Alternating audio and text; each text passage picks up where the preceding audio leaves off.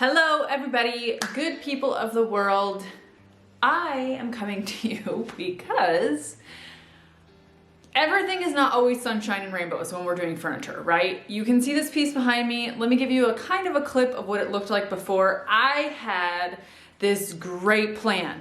I was going to, take the top and make it wood and do the paint, bottom paint, okay, whatever. Anyways, here's really what happened. I stripped it all down. This is different wood. This is different wood. This is not even wood. It's like a resin. This is like a veneer. There's a bunch of different colors going on right here, and you can see that. And there's different textures. So this is not wood. The sides of the drawers aren't wood. This is a newer piece. This is kind of how they build furniture now. And so if I wanted to stain the top of this or keep it natural wood, it doesn't match. These tones are not matching. Even if I stain them, they're not gonna stain the right way. So we're starting from square one. If you guys wanna see how I remedy this and how we're going to fix this really ugly piece, it didn't look like that before. This is true, this is real life. Stay here. So this piece of furniture is pretty interesting, right? Oops. I stripped down the top of it and it had that factory finish down there, and it's a fairly decent, pretty veneer, but this edge right here, this edge right here is like a resin. This is not wood. This is not even particle board. It's like a resin. You guys see how I'm scratching that? So I can't stain it. And then it's the same concept with the drawers. So let's see if I can show you the drawers. Hold on. Okay. So it's basically the same concept with the drawers. I could stain the front, but then the sides have this resin-ish, whatever. Anyways, this is not a super high quality piece of furniture. It's sturdy. Don't get me wrong, it's sturdy, but it's obviously not solid wood, and it's something that is now modern day where they do some resin underneath. I don't even know, guys. This looks like a mess. We're gonna try to fix this. This is for my best friend's daughter, AKA my pseudo niece, and we're going to do kind of like a gradient blend on here to make it, so she's a tween and she's going into her teenage years and she wants something that's less kiddish. She said no unicorns. I mean, no unicorns. Okay, fine. But we're gonna do some of these blue tones and I'm gonna show you what company we're gonna be using this week. But we're going to do a gradient blend, and then we're going to be using some of these Decor stamps by Redesign with Prima to kind of keep it simple, but do a little bit of a design on the dresser, the top dresser drawers. We're going to keep it simple for her, but I want to make it special. So I needed to add just a little bit of my I needed a Crys'Dawna-ize it. So let's talk about the company we are going to be using this week. We are going to be using a company that is out of Australia. This is the company we're using. It's Pureco, and it is made and based in Australia. So she has, or I say she because the owner has created two different lines with this. So this is the chalk base line, and then she also has a mineral silk line that is an all-in-one. This is the chalk that we're going to be using, and we are going to be creating a gradient blend with it. You do need to seal this, so I'm going to be sealing it with the top coat, but she does have a bunch of different waxes, things like that.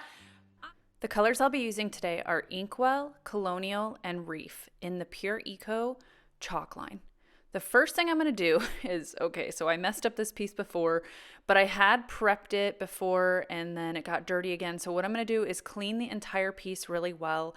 And then I will take some of Pureco's sanding sponges and I'm going to sand the entire piece to create a scuff sand. That way it has a bite for the paint to adhere to, and then it will be ready for me to start painting.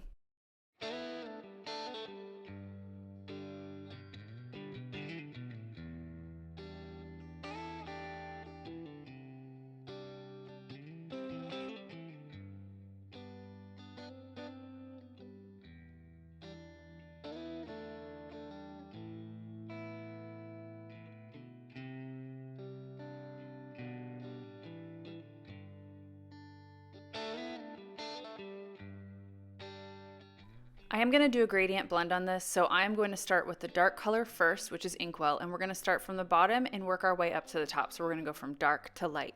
Now I want to tell you a little bit about Pureco. Pureco is a clay and chalk paint, and there is a little bit more clay in here than some of your other chalk paints. So what you're going to notice is that it's going to dry a little bit lighter. That is normal, and then once you put your sealer on it, because remember this does need to be sealed, it is going to darken back up to the color that looks what it looks like when you originally put it on. So I am going to put 2 coats of each one of these colors on the entire piece before we go in and do our blends. I am using one of Pureco's brushes. They are a synthetic brush that imitates boar hair. So a lot of natural bristle brushes are made with boar hair. These are not, these are synthetic.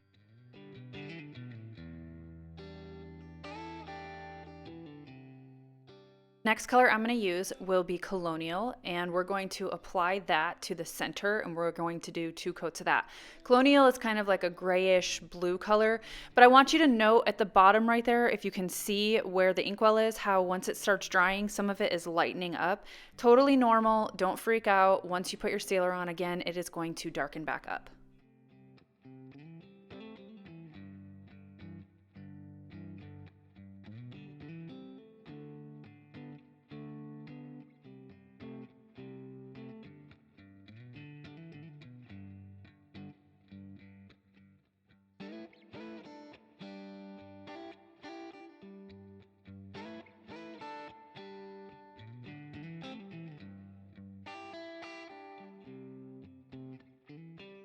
The last color on this is Reef, and we're going to put that at the very top. I do want you guys to notice that sometimes when you see me painting, you see me pulling bristles. These are brand new paintbrushes, and so you need to kind of prime them and play with the bristles to get some out. It's normal, so make sure that when you're painting, you pay attention and get those bristles out first before they dry into your paint. It's not a big deal. You can always pull them out if you miss some, and you can kind of sand to smooth it, but that's what I always try to make sure I'm doing as well if you guys ever see me do that, because I don't want any bristles stuck in my paint job. Now, what you can see here is me misting some water. So this is over raw wood, and I wanted to mist the surface so that the paint goes a little bit further. So you can use water with this paint to mist it. I don't use a lot of water when I'm painting, but I wanted to show you that you can mist the surface to make the paint go on and move a little bit easier and spread a little bit further. Here's the piece with 2 coats of the paint on here. You can see again how the darker areas are still a little bit wet. Once it dries, it's lighter. Also, I know that some people always say, you never show us how you paint the inside. So I pulled all the drawers out and I painted the insides of all of the areas where the drawers are, and I also painted all the drawer sides. This is something that I do after I do blending because I like to visualize the piece first with all the drawers in, and then I pull the drawers out and I fix all of the inside. So it is something that I do even if I don't show it in every video.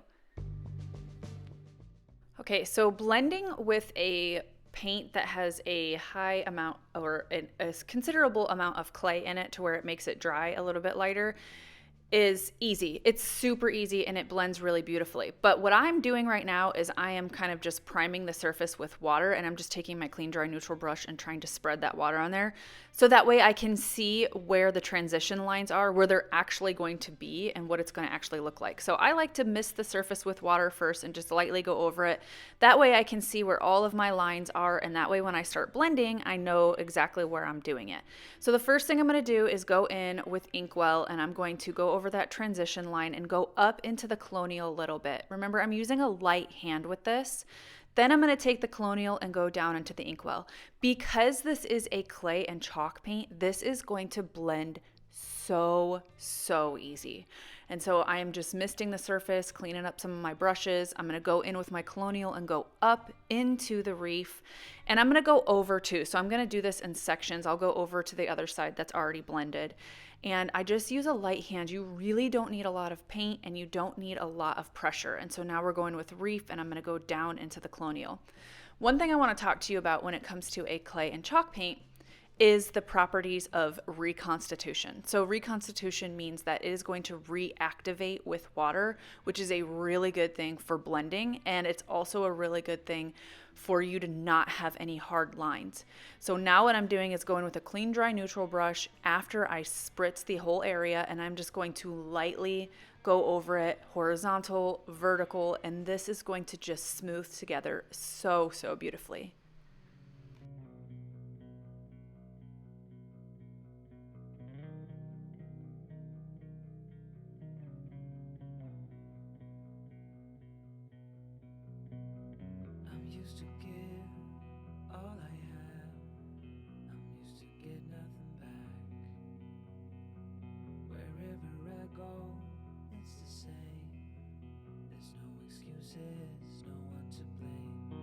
Sometimes I can understand how it can be so hard to stay out of pain. But with you everything has changed, even though we both stay the same. Would you call me on the midnight train? Would you come over when nothing's right? Would you hold me tight in the rain?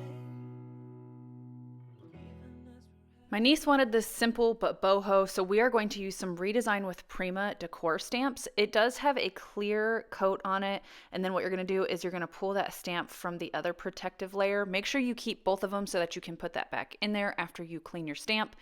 The Decor ink pads are actually magnetic, so we're going to be using the Decor ink pad in white and a brayer. These are all Redesign with Prima stuff, and you can see right there it's magnetic. There is a plastic protective cover. You want to make sure you keep that as well. And I am just going to literally take the stamp pad and just stamp over the stamp that I'm going to use. How many times can I say the word stamp? But this is to get to transfer the ink over into the actual stamp, because we are going to use that part that we are putting the ink on to make a stamp on our furniture. So I just lightly do it. You don't need a ton. You don't want it to put too much ink on it, and you don't have to press down too hard. And now this is the stamp pad with the ink on it, and it is a silicone. It's flexible. So what I'm going to do is line everything up, and there are lines on it, so that way you can line it up perfectly. And I'm going to be careful, place it down, and once it's down where I want it, I am going to push it down with my hands and then take that brayer, and I am going to roll over this stamp just to make sure that it hits all the areas and that it's even. And then you're going to carefully pull it up, and you will have a stamp on there.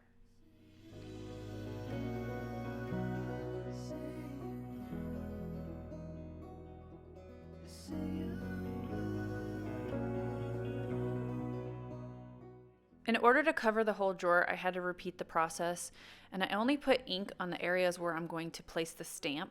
So we have to fill in these areas and we have to line them up. And so what I do is I actually overlap just slightly, so that way there's not a gap there, and that way it all seems a little cohesive. Now you're going to see here in a little bit one of the areas where the ink was a little bit smudged. This is a water-based ink, and so what you're going to do is you can take, right after it's done, you can take a microfiber cloth and you can kind of wipe away those areas that may be smudged. Now this is a semi-permanent ink, so what's going to happen is it's going to dry. You're going to wait for it to completely dry, and then you're able to seal it. It's not going to smudge once it's completely dry, but you do want to seal this because it's semi-permanent, and that way it'll last a long time. So right here, you guys can see that I'm going to do the last part of this drawer. You're going to see a little bit of a smudge, and so that's when I take my microfiber cloth, put a little bit of water on there, and I just wipe away some of those areas to make it all seem cohesive.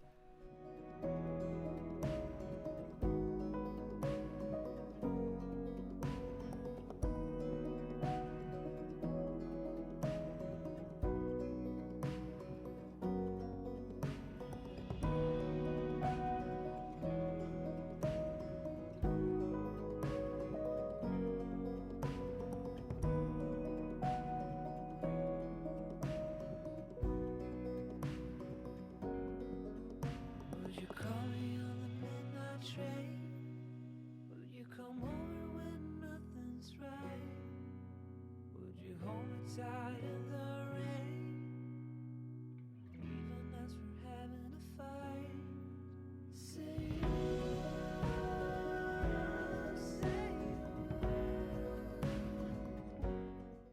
Again, once this is dry, it is semi-permanent, so you can go in and you can distress it if you would like. So that's what I'm doing here. I'm taking my 3x4 electric ray, and I'm taking a fine 10mm pad, and I am distressing it and kind of almost fading it a little bit. So this works really well. And then what I'm going to do afterwards is I'm going to take Pureco's matte sealer, and I'm going to seal this entire piece. And you're going to see exactly what I was talking about. So what I do is I pour it onto a paper plate, and then they have the sponges that I'm using right here. And I'm just going to go in long strokes, and I'm going to stay in the same linear direction. So I'm going to go, if I'm going to seal it going in the horizontal, I can go to the left and right or right to left, but I don't go left to right and then go up and down when I seal it. I stay in the same direction. And I'm going to put 2 coats of this on here, so if I do miss an area, it's not that big of a deal. I'll get it on the second run, but you can see how it darkens back up once you put your sealer on it.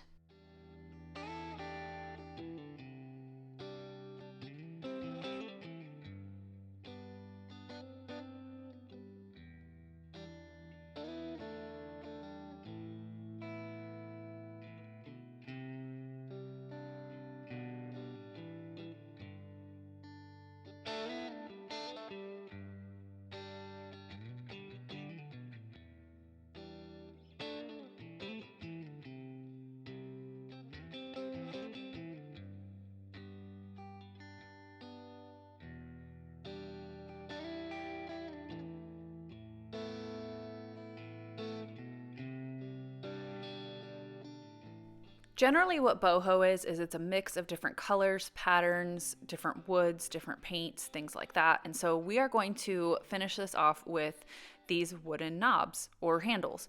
These have a clear coat on them, and I want to stain them and lighten them up. So I'm going to take my 3x4 electric ray, a 120 grit, and I am going to take that sealer off of it and lighten these up.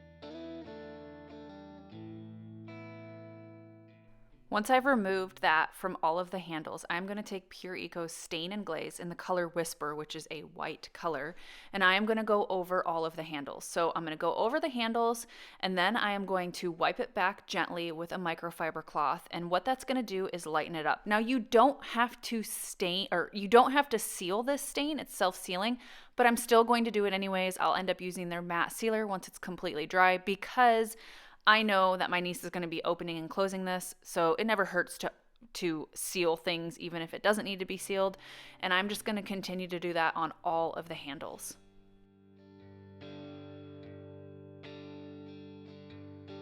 All right, everybody, I hope you guys enjoyed that. Here is the dresser. Until next time, happy creating, and I will see you guys later.